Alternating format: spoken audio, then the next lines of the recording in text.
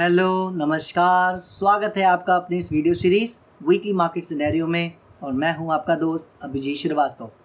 Market आपने देखा है इस वीक हमारी सोच से थोड़ा ज़्यादा गिरती नज़र आई है और कहीं ना कहीं उसमें वॉर को दोष दिया जा रहा है, कुछ और रीजंस बताए जा रहे हैं जिसकी चर्चा आज हम करेंगे।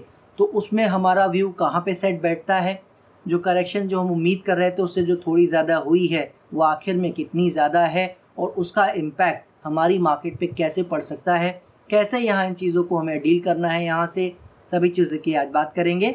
शुरू करते हैं आज का वीकली मार्केट सिनेरियो। मार्केट के पूरे व्यू को समझने के लिए सबसे पहले जो हम सेक्टर्स को देखते हैं उसी से शुरुआत करते हैं और समझ लेते हैं सेक्टर पे उसका क्या प्रभाव पड़ा है। जैसे कई सेक्टर पिछली बार सपोर्ट के आसपास आए थे, वो अब कहाँ पहुँच गए हैं। ठीक है, तो उसको आपको चल के दिखा देता हूँ क्या स्थिति है आज की तारीख में।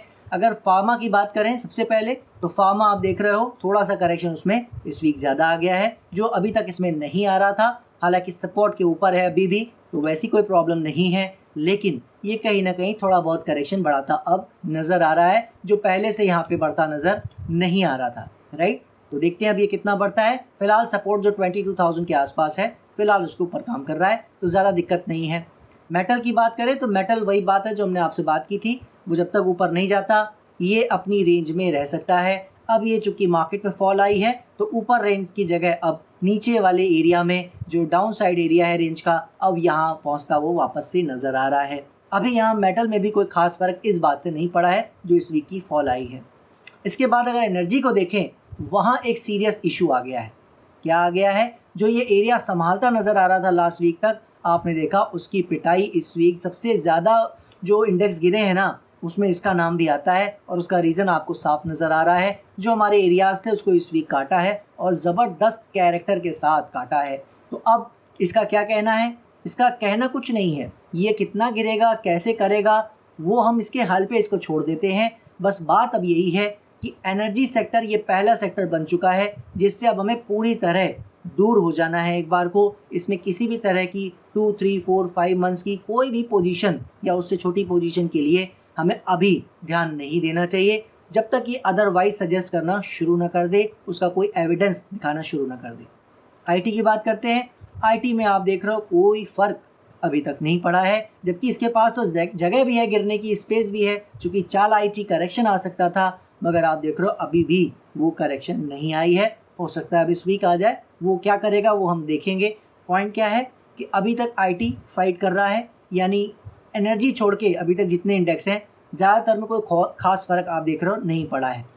ऑटो की बात करें, यहाँ एक सीरियस डैमेज होता नज़र आया है और मैं बार बार इसमें रिपीट करता आ रहा हूँ, यहाँ से चाल आती तो अच्छी आती, चाहे छोटी आती या बड़ी आती, मगर चाल अच्छी आती, लेकिन आपने देखा वो नहीं आई। और चूँकि हम बात करते आ रहे हैं इस बारे में भी कि बहुत बड़ी चाल इसने हमें दी है, जब भी लेवल काटे तो बुरा नहीं मानना है, उसका सिर्फ इसे यही मकसद था। ऐसे दिनों के लिए ही जब मार्केट में थोड़ी प्रॉब्लम बढ़ गई, ऑटो इस बात को बता रहा है कि करेक्शन का साइज़ थोड़ा सा बढ़ने जा रहा है। ठीक है, अब पूरी मार्केट में क्या होगा क्या नहीं, उसका इससे कोई फ़र्क नहीं पड़ता है। फिलहाल ऑटो ये कहने को राज़ी है कि हमें थोड़ा दबाव महसूस हो रहा है, हमसे अभी कुछ महीनों के लिए दूर रहना चाहिए। एफएमसीजी की बात करें, वो भी उसी काउंटर और उसी कैटेगरी में आ चुका है। यानी सरप्राइजिंगली इस वीक 3 इंडेक्स अब तक हो चुके हैं। जितने भी इंडेक्स हमने देखे, तीनों इंडेक्स ने बाहर निकलने का रास्ता दिखाया है हमें, जो कि एक अलार्मिंग साइन है। क्या मतलब है इसका, वो वक्त बताएगा और आगे के जो एनालिसिस है उसकी हम बात करेंगे ही। मगर ये थर्ड सेक्टर है जो कह रहा है अभी हमसे दूर रहें, तो इससे भी अब हमें दूर रहना चाहिए। पीएसयू बैंक की बात करें, वो भी लेवल काटने की अभी फ़िलहाल कोशिश कर रहा है, काट नहीं पाया है क्योंकि यहाँ पे थोड़ा सा रेंज बाउंड सिनेरियो चल रहा है लेवल के पास। आपको पता है लेवल के आसपास अगर कोई रेंज बनती है तो फिर उसको हमें देखना पड़ता है कि वो क्या कर रहा है। अभी इसको हम काटा हुआ नहीं मान सकते, कैरेक्टर भी होना ज़रूरी है जो यहाँ पे विजिबल नहीं है, सस्टेनेबिलिटी हो रही है। ठीक है, तो देखेंगे क्या करता है, लेकिन जो लक्षण है बाकी सेक्टर के, उसके हिसाब से पीएसयू बैंक भी कोई बहुत ज़्यादा एंथुसियास्टिक नज़र नहीं आ रहा है। फिर भी अभी हमें प्री एज्यूम नहीं करेंगे कुछ भी। ठीक है, और देख लेते हैं क्या है। रियल्टी सेक्टर अपने सपोर्ट के आसपास फ़िलहाल काम कर रहा है। हमने सारे सेक्टर देख लिए, आपको दिखाया, उसमें से आपने देखा बेसिकली 3 सेक्टर्स जो हैं पूरी तरह से नॉकआउट मार दिया उन्होंने, पूरी तरह से उन्होंने कह दिया कि स्टे अवे फ्रॉम अस। एक बार को बाउंस आ सकता है, थोड़ी बहुत वापस से एक तेज़ी दिखे तो उसको अभी हम बहुत ज़्यादा बुलिश मान नहीं पाएंगे, क्योंकि एक बार उसने बाहर करने का रास्ता दिखा दिया है। कल को वो कुछ और सिनेरियो दिखाएगा तो हम बात करेंगे तीनों ही इंडेक्सेस में, लेकिन जब तक अब वो अपना रास्ता दोबारा से ऊपर का नहीं चुनते हैं, कुछ उसके एविडेंस हमें शो नहीं करते हैं, इन 3 मेजर इंडेक्सेस से तो दूर रहना है। सेक्टर्स ने ओवरऑल हमें ही बता दिया। अब इसको अगर हम एनालाइज करें तो सेक्टर्स कहीं ना कहीं हमें बिल्कुल ये डरा रहे हैं कि करेक्शन का साइज़ जो मार्केट जो हमें अंदेशा दे रही है क्या बढ़ सकता है, तो सेक्टर उस दिशा में अपना झुकाव दिखा रहे हैं कि करेक्शन अब यहाँ से बढ़ सकता है। ठीक है, और क्या चीज़ें हैं उनको समझ लेते हैं, वो क्या बताने की कोशिश कर रहे हैं। अगर हम आ जाएं अपने ग्लोबल मार्केट चार्ट्स पे, उसको समझने की कोशिश करें तो हम डाउ जोन्स पे आते हैं डायरेक्टली, और डाउ जोन्स देखते हैं कि जो अभी तक बहुत अच्छी चाल में चल रहा था, अब ये पहली बार इस वीक मंडे से ही इसने मारना शुरू कर दिया था, जैसे हमारी मार्केट ने मारना शुरू कर दिया था, और करेक्शन इसमें भी फॉल का बहुत अच्छा आता नज़र आया है।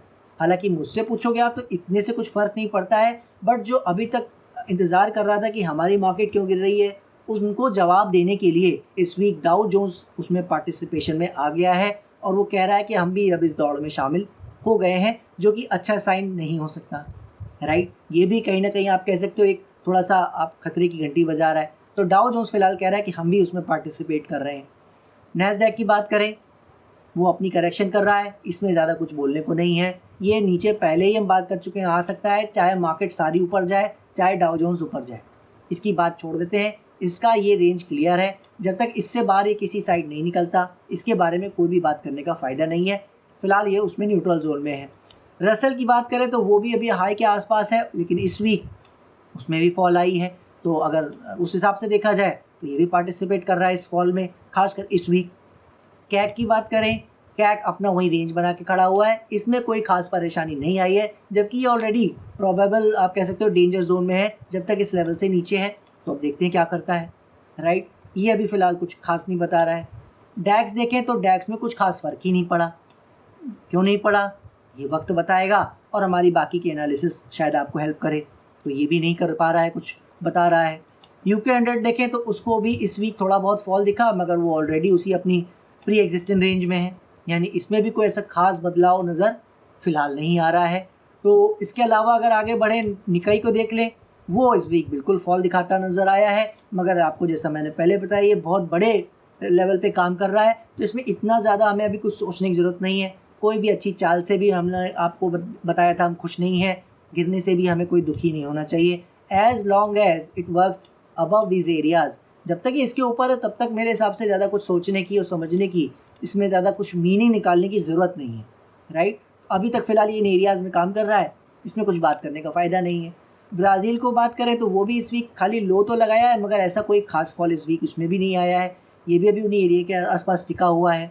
ठीक है, एक जो इंटरेस्टिंग खेल हुआ इस वीक वो हुआ डॉलर इंडेक्स में, ठीक है, और बॉन्ड यील्ड में भी हुआ है, उसका भी चार्ट अभी आपको दिखा देता हूँ। डॉलर इंडेक्स आप देख रहे हो, जो हमने बात की थी कि बाउंस आ सकता है, वो थोड़ा सा इस वीक और एक्सटेंड करता नजर आया और एग्जैक्टली हमारे रेजिस्टेंस के आसपास आ गया।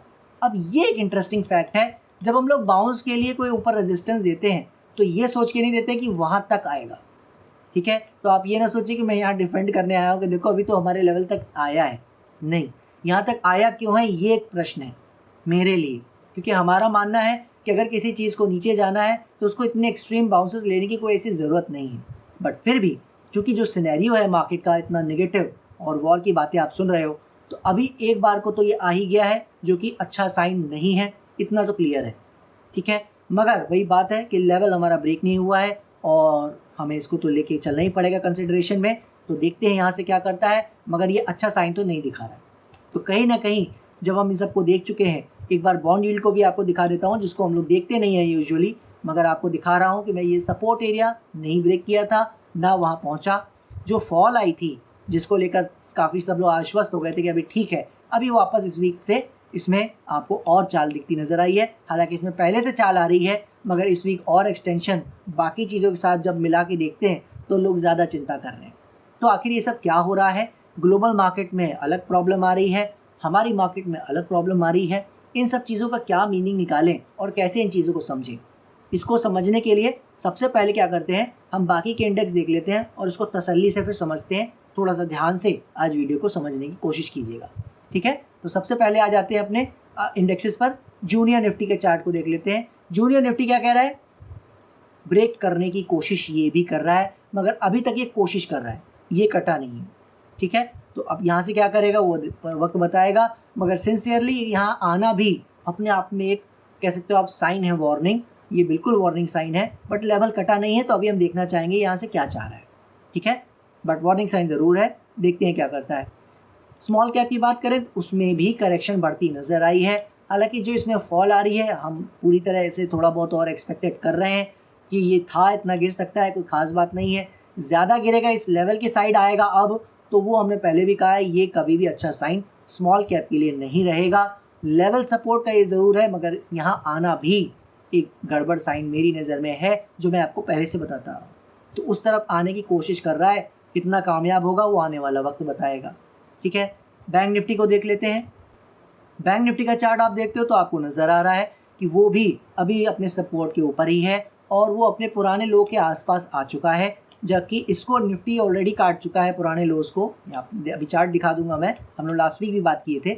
वो अभी भी उसके ऊपर ही काम कर रहा है। इस वीक फॉल ज़रूर आई है, नो डाउट आई है, खासकर लास्ट सेशन में बहुत अच्छी फॉल आई थी, मगर अभी तक कोई ऐसा इसमें डेंजर वाली बात नहीं है। जैसा मैंने आपसे कहा था कि 49,000 तक का तो कंसिडरेशन आपको लेके चलना पड़ेगा अगर बैंक निफ्टी की हम बात कर रहे हैं तो, क्योंकि वो यहाँ लेवल जो कटा था उसके बाद से हमने बात की थी कि यहाँ तक तो आ सकता है, ठीक है। आएगा या नहीं वो वक्त बताएगा।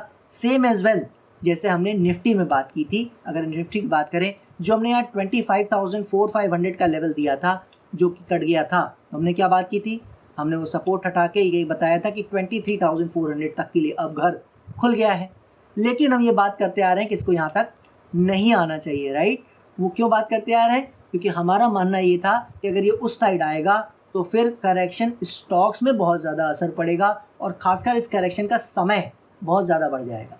उस केस में क्या होगा, उस केस में होगा ये कि पिटाई स्टॉक्स की ज़्यादा होगी, तो जो शॉर्ट टर्म की जो ट्रेडिंग जो हमारे खिलाड़ी हैं उनको फिर तकलीफ़ होने वाली है, उनको फिर इस चीज़ों से दूर होना पड़ेगा, जो कि हम बात करते आ रहे हैं। अभी भी हल्का हल्का काम ज़रूर लार्ज कैप में करना है, दूर नहीं रहना है, ठीक है। तो अब ये क्या कर रहा है, हमने जो 24,700 से 500 की बात की थी, अब ये उससे थोड़ा सा नीचे और चला गया, 24,100 का लो मार गया, यानी हमारी सोच से तो ज़्यादा मार गया।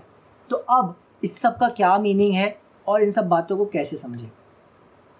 मैं अभी आपका ये वीडियो रिकॉर्ड करने से पहले सोच रहा था, जनरली मैं जब वीडियो बनाता हूँ तो इतना सोचता नहीं हूँ, क्योंकि चीज़ें pretty much हमारे लिए ऑलरेडी क्लियर हो जाती है जब हम लोग चार्ट्स देखते हैं सारे और सारी चीज़ों को समझने की कोशिश करते हैं, वही मैं आके आपसे बता देता हूँ, राइट।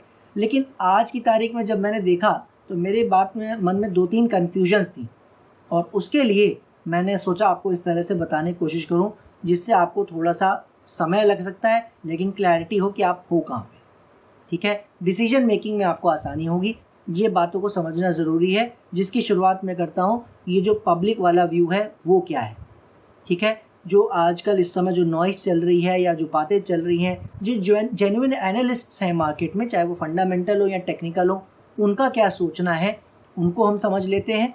उसमें हमारा व्यू कहाँ सेट हो रहा है, हम जो बात करते आ रहे हैं उसमें क्या लग रहा है, फिर हम उसको समझने की दूसरे फेज़ में कोशिश करेंगे, ठीक है। तो पहला फेज़ क्या है उसको समझ लेते हैं। पहला फेज़ में ये है जिसमें हम बात कर रहे हैं कि जो पब्लिक है, रिटेलर से लेकर एक फंडामेंटल एनालिस्ट जो अच्छे हैं, जो अच्छे टेक्निकल एनालिस्ट्स हैं, वो क्या सोच रहे हैं, पूरी कम्युनिटी क्या सोच रही है स्टॉक मार्केट की, वो बेसिकली अगर मैं उसको बताने की कोशिश करूं तो वो मेजरली टू पार्ट्स में आते हैं। मतलब उनका जो व्यू है वो दो तरह के धड़े में है, दो भागों में है। एक भाग जो है, एक सेक्शन जो है पब्लिक का, वो ये मानता है इंक्लूडिंग फंडामेंटल एनालिस्ट कि ये वॉर के कारण प्रॉब्लम बढ़ रही है और ऑलरेडी ओवर वैल्यूड है हमारी मार्केट और कहीं ना कहीं इसको एक करेक्शन अच्छी करनी चाहिए, जिसकी वार्निंग बड़े बड़े इंस्टीट्यूशंस भी देते आ रहे हैं पहले से ही, राइट। यहाँ से नहीं, वो तो 2000 पॉइंट नीचे से देते आ रहे हैं, बट उनके लिए और अब कह सकते हैं कि देखा हमने कहा था, तो उनके लिए वो मूवमेंट चल रहा है इस समय। तो वो कह रहे हैं कि अब और यहाँ से गिर सकती है, वो जो हम बता रहे थे डर, वो अब सच होता नज़र आ रहा है। राइट। और लेवल के तौर पर ज़्यादातर जो बातें चल रही हैं वो 22,000 21,000 के आसपास की बातें चल रही हैं कि वहाँ के करीब करीब हम आ सकते हैं। वहाँ तक की फॉल हमें पूरी तरह एक्सपेक्ट करनी चाहिए और वहाँ से उसमें से कुछ हिस्सा मानता है वो बायर हैं, वो कह रहे हैं वहाँ से ज़रूर एक अच्छी चाल आ सकती है। ठीक है, अब उसमें से कुछ और हैं वेरिएबल, वो कह रहे हैं नहीं उससे भी नीचे जाएगा, वो सब बातें उनमें चल रही हैं। तो एक धड़ा बेसिकली मोटा मोटी ये है। एक धड़ा जो रिटेलर है वो टेक्निकल एनालिसिस के साथ है, चार्ट्स वालों के साथ है।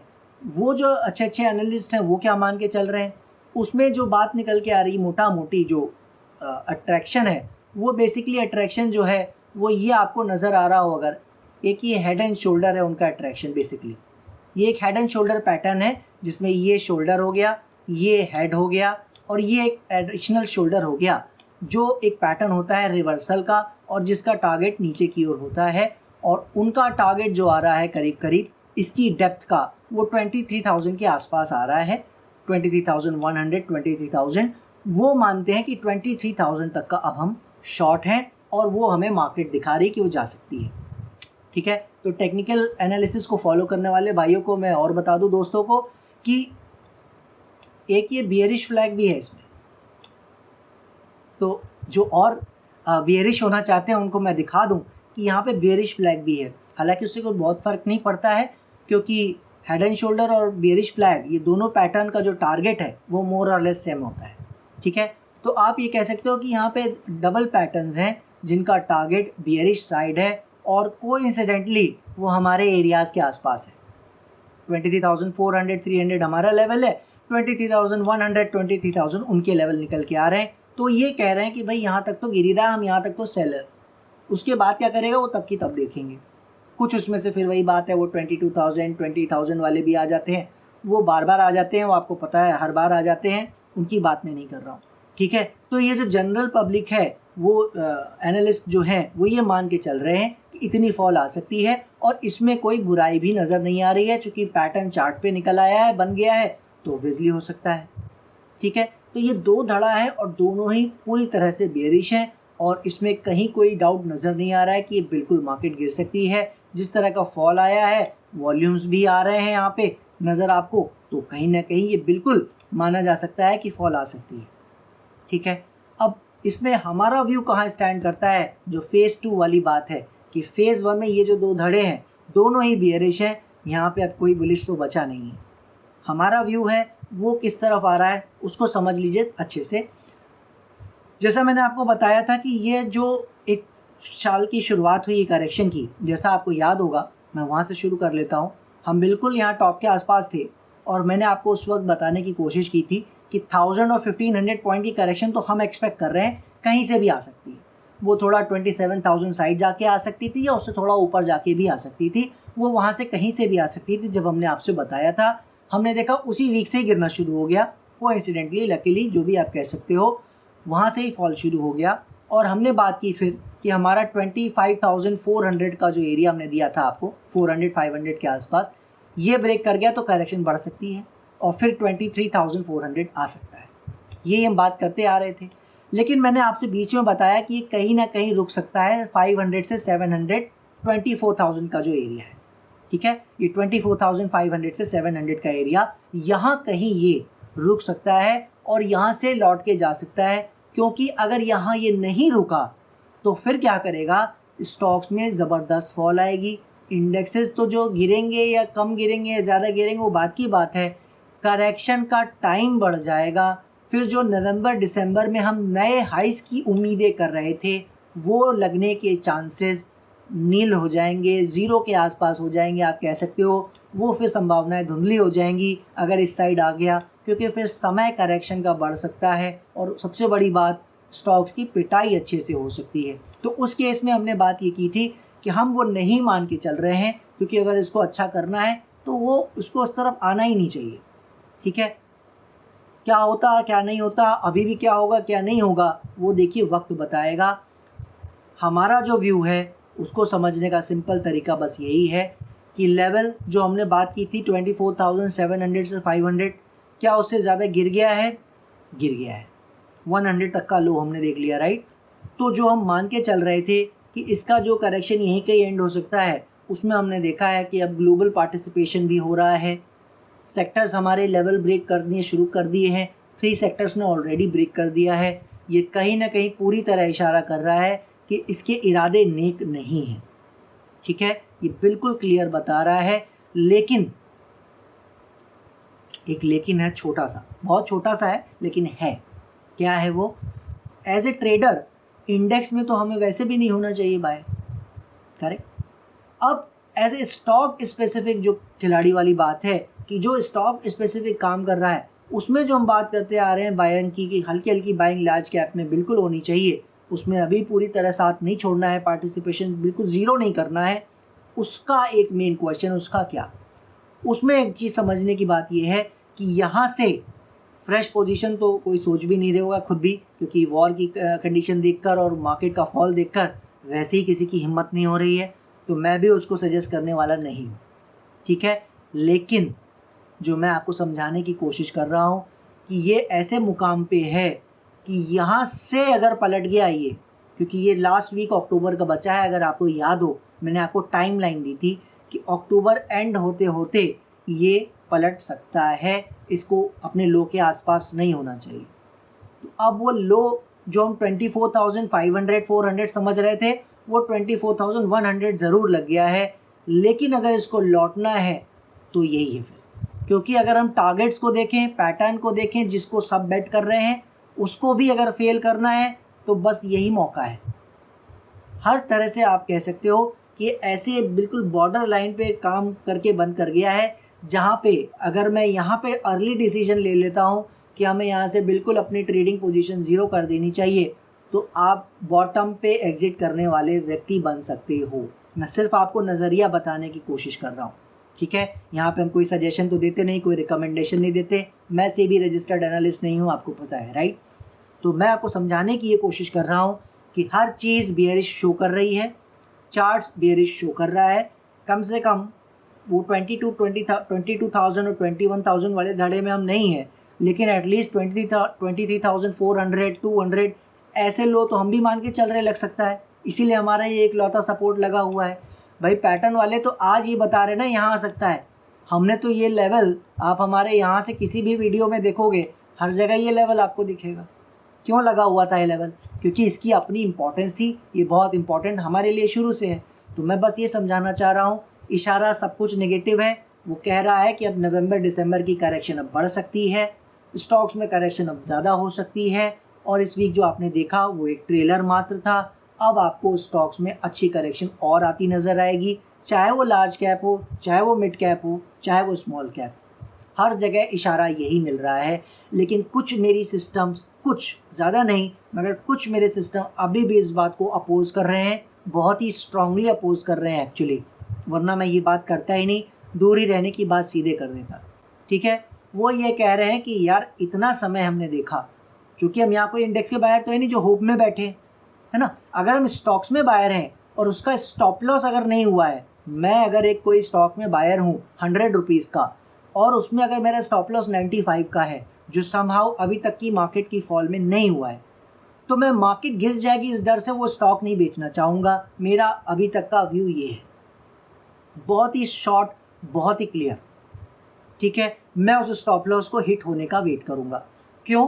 क्योंकि अगर ये यहाँ से मार्केट पलट गई तो वो स्टॉक, अगर मेरी सिलेक्शन अच्छी है तो वो सबसे जल्दी रिकवर होगा, और वो स्टॉप लॉस भी नहीं होगा, वो तेज़ी से ऊपर निकल जाएगा, ठीक है।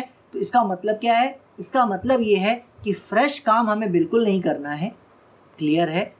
थोड़ा सा मार्केट डेंजर जोन में आई है तो ज़बरदस्ती गिरती हुई चीज़ को हम लेने की, पकड़ने की कोशिश ना करें, तो वो कुछ भी करेगा, अगर सिर्फ बाउंस भी यहाँ से लेगा तो भी आपको एक अपॉर्चुनिटी दे सकता है। तो मेरा मानना ये है कि चाहे बाउंस की खातिर ही सही, कि शायद बाउंस आ जाए, उसके खातिर ही सही हमें यहाँ पे रुकना चाहिए, ऐसा मुझे लगता है। हम यहाँ से उम्मीद नहीं कर रहे हैं किसी भी बड़ी करेक्शन की, जो कि लोग 22-21 की बात कर रहे हैं, मैं बोल रहा हूँ वो 20,000 भी जा सकता है, राइट। वो जब वो सिनेरियो आया, वो 4-5-6 मंथ्स का याद है ना, जो पोस्टपोन हुआ था, वो तो मत भूलिएगा, ठीक है। वो बड़ा सिनेरियो जो है उसमें है नहीं, और उसकी अभी उम्मीद भी नहीं कर रहे हैं। ना ही वो चार्ट्स हमें सजेस्ट कर रहे हैं। और छोटा करेक्शन जो हो सकता था वो मेरी नज़र में प्रॉबेबली हो चुका था। और अब अगर इसको मार्केट में सबको फंसाना है, इस वक्त सब शॉर्ट सेलर हैं, सब वॉर की ओर देख रहे हैं, सब मार्केट को ओवर वैल्यूड देख रहे हैं, जो कि पहले से है, काफ़ी नीचे से है। ठीक है, तो ये एक परफेक्ट सेटअप मुझे लगता है। जो हमारे चार्ट्स बता रहे हैं कुछ, वो कह रहे हैं कि ये परफेक्ट सेटअप हो सकता है अगर यही कहीं लो लगा के ये चल दे। बट ये सच्चाई है कि अब इसको यहाँ समय इसके पास नहीं है, और इसीलिए मेरा मानना है कि हमें थोड़ा समय इसको दे देना चाहिए, क्योंकि हम कोई होप में कोई स्टॉक या इंडेक्स लेके बैठे नहीं हैं, राइट। स्टॉक है तो स्टॉप लॉस होना चाहिए, वहाँ पे निकल जाना चाहिए, और इंडेक्स तो होने का मतलब ही नहीं है, वो तो 25,400 पे ही हम बाहर हो चुके हैं, राइट। तो उसकी तो बात ही अलग हो गई। तो पॉइंट क्या है कि हम as a index already bullish नहीं थे, बट हमारा मानना ये था कि हम नए हाइज यहीं कहीं से लौट जाएंगे। वो मैं अभी तक इस वीक के लिए उस व्यू को कुल मिला के बदल नहीं रहा हूँ। इस वीक को मैं और देखना चाहूँगा। मेरा जैसा हमेशा से मानना रहा है, कंफर्मेशन थोड़ा लेट मिले मगर क्लियर मिले। तो मेरा क्लियर कंफर्मेशन लेने में विश्वास रहता है, इसीलिए मुझे सबसे लेट पता लगता है। आपको मार्केट गिर जाएगी, टॉप लग गया है, मुझसे पहले कई लोग बता देंगे। उसका रीज़न साफ है, क्योंकि वो हर बार बताते आ रहे हैं। 10,000 पे भी जब इंडेक्स था, जब हम कह रहे थे कि 14-15,000 जा सकती है, तब भी वो सबसे पहले बता रहे थे कि टॉप लग जाएगा। अब जब वो 14-15,000 पहुंची, तब भी वो यही बता रहे थे। 18,000 पे भी वही बता रहे थे। 20,000 अभी आई था, तब भी वही बता रहे थे। 22, 24, 26 हर जगह वही बताते आ रहे हैं, राइट। मेरा मानना है कि मैं आपसे कभी जो भी बताता हूँ थोड़ा लेट बताता हूँ, है ना, क्योंकि मुझे कंफर्मेशन चाहिए। मैं थोड़ा सा अगर इतना नुकसान देख रहा हूँ, वो मैं पहले भी आपको यहाँ एजुकेट करने की कोशिश करता आ रहा हूँ। हम थोड़ा लेट में ही जानेंगे कि टॉप लगा है, मगर जब जानेंगे तो उसके सच होने की संभावना ज़्यादा होगी, है ना। उनकी तरह नहीं कि हर बार जब कुछ हो रहा है ज़रा सा टॉप लग गया, ठीक है। बाकी सही गलत मैं भी हो सकता हूँ, एज़ यू नो। हम भी यहाँ एनालिसिस कर रहे हैं, फ्यूचर प्रेडिक्शन का बिजनेस है। मैं कभी भी किसी भी वजह से गलत हो सकता हूँ। अभी ही हो रहा हूँ। अगर यहाँ से मार्केट गिर जाएगी तो मैंने तो नहीं सोच रखा था कि यहाँ से करेक्शन बढ़ाएगी। अगर ये बढ़ाती है तो ऑलरेडी मैं गलत हूँ इसका मतलब। मगर इस वीक हम इसको अभी बेनिफिट ऑफ डाउट दे रहे हैं। इस वीडियो की अगर एक लाइन अगर आपकी नज़र में कुछ आप लेके जाना चाहते हो, दिस इज़ इट। इस तरह की करेक्शन में इन्वेस्टर्स, वही बात है, वो इतना जल्दबाजी में अगर ऐसी करेक्शन में अगर हम निकलने लगे तो न जाने कितनी बार इन्वेस्टर बाहर हो चुके होते हैं। तो इन्वेस्टर के लिए इस चीज़ को ज़्यादा इम्पोर्टेंस देने का कोई मीनिंग नहीं है। हाँ, 23,000 वाले एरिया के पास पहुंच के अगर ये कुछ ज़्यादा प्रॉब्लम करेगा तो जब वो वहाँ करेगा तो फिर उसकी बात करेंगे, ठीक है। फिर इन्वेस्टर्स को भी कुछ सोचना पड़ेगा, जैसा मेरा मानना है। बाकी क्या होता रहेगा, कैसे होता रहेगा, आई होप आप मेरी बात समझ पाए होंगे। वीडियो थोड़ा बड़ा हो गया है ये ज़रूर, लेकिन जो मैं आपको समझाना चाह रहा था वो आई होप आप समझ गए होंगे कि आखिर मेरा पॉइंट ऑफ व्यू क्या है। मैं क्यों अभी भी पूरी तरह से बेरिश नहीं हो रहा हूँ, जबकि कई जगह पे वो चीज़ क्लियर दिख रही है कि बेरिश हो रहा है। सेक्टर्स खासकर हमें उस तरफ इशारा कर रहे हैं, ठीक है। देखते हैं यहाँ से क्या होता है, कैसे होता है। आशा करता हूँ मैं अपनी बात आपके सामने रख पाया होऊंगा। हमारे वीडियोज़, हमारे व्यूज़ अगर आपको पसंद आ रहे हैं तो लाइक और सब्सक्राइब का बटन दबाना मत भूलिएगा, और शेयर अगर आप ज़्यादा से ज़्यादा करेंगे तो इस चैनल की आप बहुत हेल्प करेंगे। अपना समय देने के लिए कीमती, और इस वीडियो को पूरा देखने के लिए आपका बहुत बहुत शुक्रिया, बहुत बहुत धन्यवाद। नेक्स्ट वीक फिर मिलते हैं, तब तक के लिए जय हिंद, जय भारत।